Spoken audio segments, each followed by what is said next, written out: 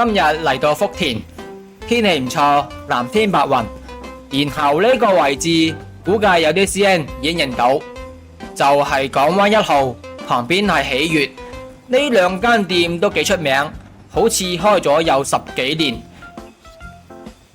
港灣屬於水療場，喜悅就普通會所。至於水療場同會所有乜撚區別？通常有水池就係水療場咯，會所一般就冇水池。咁當然呢個係我個人定義劃分，其實冇乜好嚴格嘅講法。港灣相對大好多，消費都比較貴，所以我好少去。唔知有冇師兄經常去，可以分享下個人體驗。港灣1號人事部由此方向，可能係面試招人啩。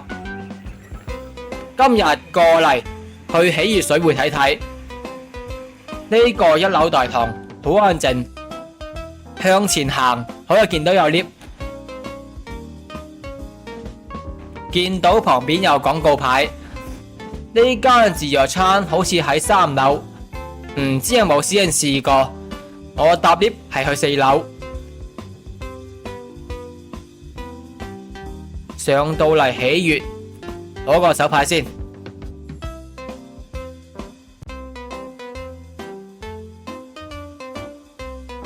項目就唔算好多，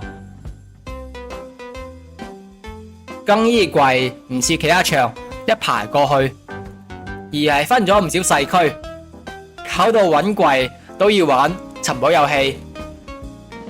衛生都還算 OK， 比較搞笑係休息區大過更衣區，擺咗啲歐式梳化，好似一個客廳咁。沖涼房雖然舊舊地，但勝在數量好多，唔似得有啲場位置少，人多嘅時候要排隊。環境普普通通啦。行出大堂，好多排橙色梳化，數量夠多。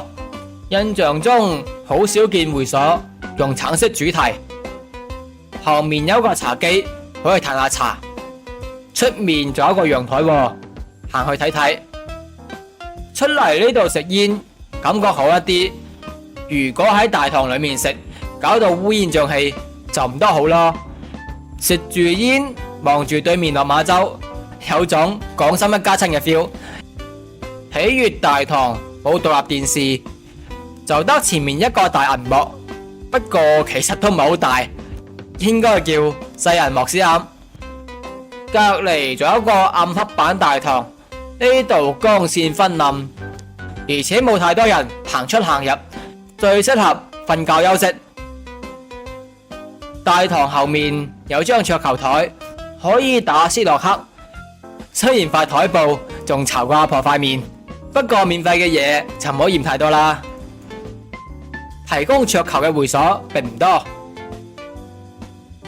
行去房間條走廊，兩邊掛滿古典油畫，搭配呢啲拱門嘅硬裝，整體俾我好濃嘅藝術氣息。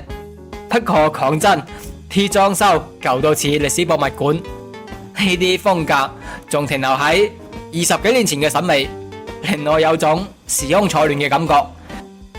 印象中千禧之年嘅時候，好多高級會所中意走歐式路線，可能嗰陣時比較崇洋媚外啩。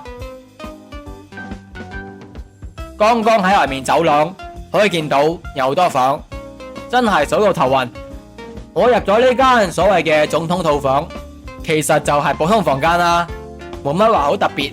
窗口外面可以睇到對面嘅落馬洲，然後叫部長安排個師傅，師傅手勢正過盲人按摩，力度恰到好處。正所謂無法可修飾呢一對手，帶出溫暖永遠在背後。撳到我差啲瞓着咗，不過張床墊有少少硬啦，可能想提醒客人唔好瞓太耐啩。師傅首先從肩頸開始，手指一撳就揾到我啲千年腦筋，力度把握得唔錯。我平時坐辦公室坐到成身爛過石頭，跟佢手法啲經絡啪啪聲鬆開。佢就好得意咁話：後生仔，你的筋骨應該鐵通啊，要請點來送一下啦。我就好尷尬咁話啦，打工仔有鋼鐵般嘅意志，好正常啫。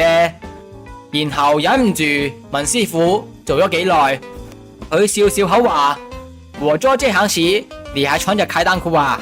係真係俾佢激死啊！整體嚟講，呢間喜悅水匯地方真係大，剛剛喺外面走廊可以睇到啲房多到數唔晒。不過裝修就有啲舊，畢竟都開咗好多年。最搞笑係沖涼房啲瓷磚，翻萬福古道似我阿婆屋企個廁所。沖涼嘅時候忍唔住想笑。講開又講，呢度餐蛋麵唔係免費，要另外收錢，呢個就真係要省一下啦。羅湖嗰邊嘅店基本都免費提供即食麵，而且越嚟越多店開始搞自助餐，呢度點個麵仲要收費，唔係太好咯。然後喜悅呢度靠近福田口岸，行過嚟有段距離10零分鐘。我聽講有啲師兄會搭港灣嘅車過嚟，我自己就未試過啦。總嘅嚟講，喜悅水匯雖然裝修舊啲，設備就冇新場咁豪華，但係有種懷舊嘅親切感。房間有好多，一般都可以喺房留宿。如果你唔介意環境有啲歷史痕跡，喜悅水匯都算係唔錯嘅選擇。下次再同大家分享更多正場，記得關注留意我更新。